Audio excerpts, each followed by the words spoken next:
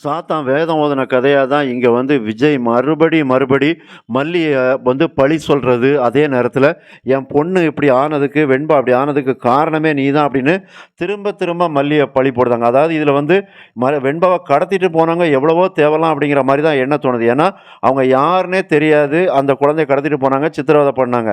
ஆனா இந்த இடத்துல விஜய் அப்படிங்கிறவரு மல்லிய பத்தி நல்லா தெரிஞ்சுக்கிட்டவர் தான், மல்லிய புரிஞ்சுகிட்டவர் தான்.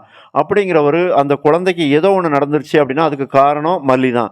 அப்ப இந்த இடத்துல வந்து அவங்க அக்கா ராஜி எவ்வளவோ விஜய்க்கு கொடுமைய பண்ணியிருக்காங்க.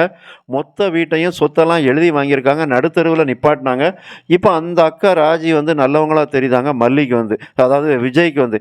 மல்லி வந்து கெட்டவங்களா, எதிரியா தெரியுதாங்க. அதுவும் தன்னோட பொண்ணுக்கு கேடு நினைக்கக்கூடியவங்களா மல்லி தெரியுதாங்க.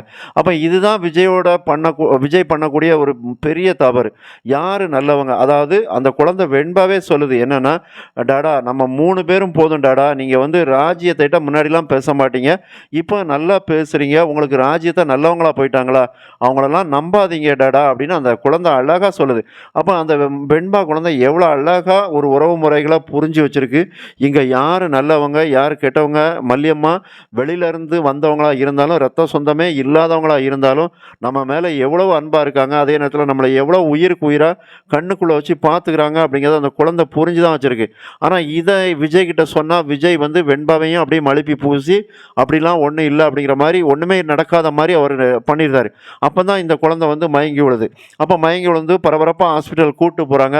அப்ப ஹாஸ்பிட்டல் கூட்டு போன இடத்துல அங்க வந்து டாக்டர் ட்ரீட்மெண்ட் பண்ணிட்டு இருக்க நேரத்துலயும், அந்த வார்டுக்கு வெளியில நின்னு விஜய் பேசக்கூடிய பேச்சுகள் எல்லாமே மல்லிய வந்து ஒட்டு மொத்தமா நிலைகுலை செய்ய மாரி தான் இருக்குது. அவங்க வந்து ஒரே ஒரு வார்த்தை தான் சொல்றாங்க.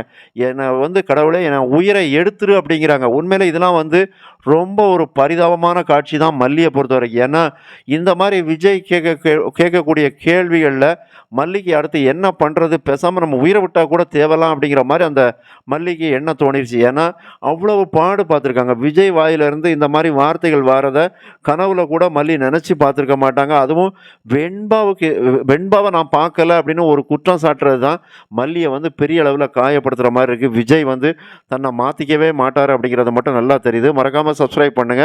நன்றி.